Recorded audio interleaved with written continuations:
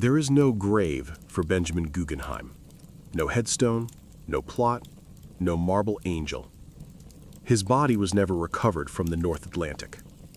And yet, on the Grand Canal in Venice, there is a palazzo stacked floor to ceiling with Picassos, Pollocks, and Brancusis, built by his daughter as a kind of monument in his place. A man who left nothing behind became, indirectly, the reason one of the art world's great collections exists. How does that happen? Benjamin Guggenheim was the fifth of 7 brothers born into a Swiss-Jewish immigrant family that had turned a Philadelphia lace importing business into one of the largest mining and smelting fortunes in America. His father, Meyer, built the base. His brothers, Daniel, Solomon, Murray, Isaac, and the rest, built the machine on top of it, a tightly held partnership later folded into the American Smelting and Refining Company. That partnership kept the family's mines, furnaces, and capital moving as a single coordinated unit. This is the part of the story most people skip past to get to the iceberg. It matters because it's the machine Benjamin walked away from. He wasn't cut out for ore assays and boardroom votes. Around the turn of the century, Benjamin pulled back from the family firm and began operating on his own, increasingly out of Paris. There, he kept a second household and chased ventures his brothers weren't part of, among them a company that proposed installing a new elevator system in the Eiffel Tower. It didn't pan out. Neither did much else he touched independently. By the time he boarded the Titanic in April 1912, his personal fortune had already shrunk well below what a Guggenheim of his generation was supposed to be worth. Here's what nobody tells you about the Guggenheim tragedy. The ship didn't sink the fortune. The fortune had already been quietly taking on water for a decade. Benjamin had removed himself from the one structure, the shared family partnership, built to keep any single brother's bad bets from sinking the whole family. As Finny likes to say, a fortune built by 7 hands doesn't stay safe once one hand lets go. There's a girl in this story you'll already recognize by the end of it. She's 13 years old right now, about to lose her father. She will go on to build one of the most important private art collections of the 20th century using money that was never supposed to be this small. Hold that thought. Benjamin boarded the Titanic at Cherbourg on April 10, 1912, traveling first class with his valet, Victor Giglio, his chauffeur, and, by most accounts, a woman traveling as his companion. He was heading home for his daughter's Hazel's birthday.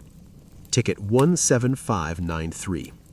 A voyage meant to be routine. It wasn't. After the collision, first-class steward Henry Etches helped Guggenheim into a lifebelt, over his objections reportedly, telling him it would be uncomfortable.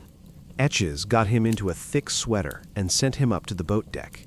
And then Guggenheim did something almost no other first-class male passenger did. He went back down.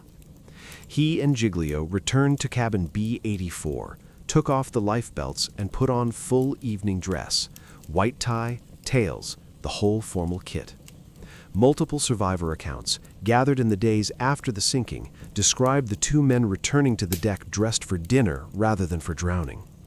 This detail comes almost entirely from steward testimony and newspaper reports filed within days of the disaster.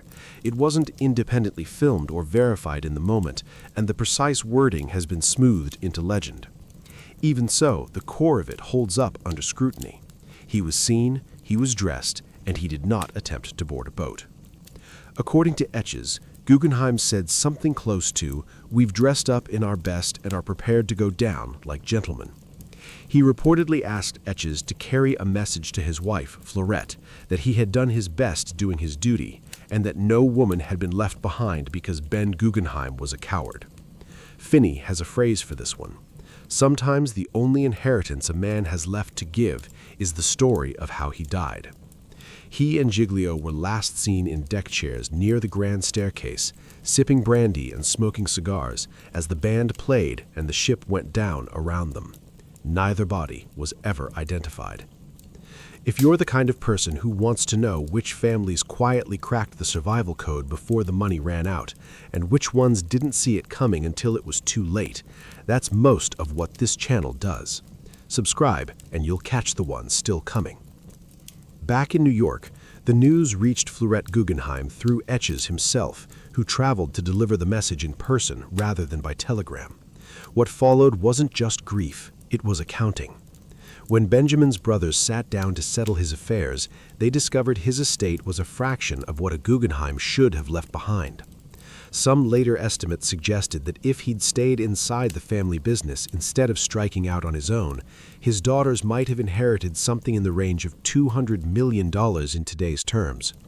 Instead, his surviving brothers had to quietly step in and subsidize Fleurette and her 3 daughters just to keep them living at a standard the Guggenheim name implied. Fleurette, for her part, eventually learned how thin the cushion really was.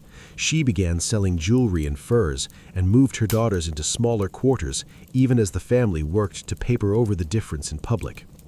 This is the actual mechanism at the center of this story, and it's worth naming directly. It wasn't fraud, it wasn't a bad marriage, and it wasn't a market crash.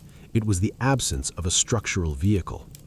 Benjamin had opted out of the very partnership engineered to protect a Guggenheim from exactly this outcome. One brother's failed bets, walled off from the rest. Compare that to how the Rothschilds handled the same problem a century earlier. 5 brothers, 5 capital cities, London, Paris, Frankfurt, Vienna, Naples, all operating under one binding unified partnership agreement. They shared intelligence and capital across borders as if they were a single organism wearing 5 coats. No Rothschild brother could quietly go broke in isolation, because no Rothschild brother ever fully operated in isolation. The Guggenheims had built something similar. Benjamin simply wasn't inside it when the water came in. As Finny would put it, a family fortress only protects the people still standing inside the walls. In 1919, when Peggy Guggenheim turned 21, she came into her inheritance, commonly cited at around $450,000, worth roughly $5 million today. It was, by any normal measure, a fortune. It was also, by Guggenheim family measure, embarrassingly small. Peggy would later say she didn't feel like a real Guggenheim anymore once she saw what her cousins had received by comparison. Her uncle Solomon's branch of the family, the one that had stayed inside the machine, would go on to fund the Solomon R. Guggenheim Museum on Fifth Avenue, a permanent, monumental headquarters for the family name. Peggy didn't get a museum handed to her. She built her own. She moved to Europe, married into the avant-garde, and over the following decades assembled one of the most significant private collections of modern art of the century. She often bought directly from struggling, soon-to-be persecuted artists in the years before the Second World War. Ernst, Picasso, Miro, Pollock, before most of the world had decided Pollock mattered. She eventually settled her collection into a palazzo on Venice's Grand Canal, where it remains open to the public today under her name. Arguably a more visited, more personally distinctive monument than the museum her uncle's money bought in New York. Finny's take, the branch of the family with less money ended up owning the better legacy. Funny how often that happens. The lesson underneath all of it isn't really about a ship. It's about what happens when one member of a coordinated family enterprise decides the shared machine doesn't apply to him anymore. The Guggenheim brothers built a structure specifically designed to survive one brother's bad year, one brother's bad decade, even one brother's death. It worked exactly as designed. For 6 of the 7. Benjamin had already stepped outside its walls by the time the Titanic hit the iceberg. The ship didn't do the damage, it just made sure there was no more time left to walk back in. If there's a single family thesis this channel keeps circling back to, it's this. The fortune rarely dies all at once in one dramatic night. It usually dies quietly, one structural decision at a time, years before anyone's watching. The night on the Titanic didn't do the damage, it just made sure the world was watching when the bill finally came due. Tell me in the comments, do you think Peggy Guggenheim ended up with the better inheritance, museum and all, or do you think Benjamin's choice to leave the family machine cost his daughters something no art collection could replace? And if there's another dynasty you want Finny to dig up next, drop the name below. As Finny would say, closing this one out, some men are remembered for the fortune they built. Benjamin Guggenheim is remembered for the 30 minutes he spent putting on a suit instead of getting in a boat. And somehow that was enough to outlast the money.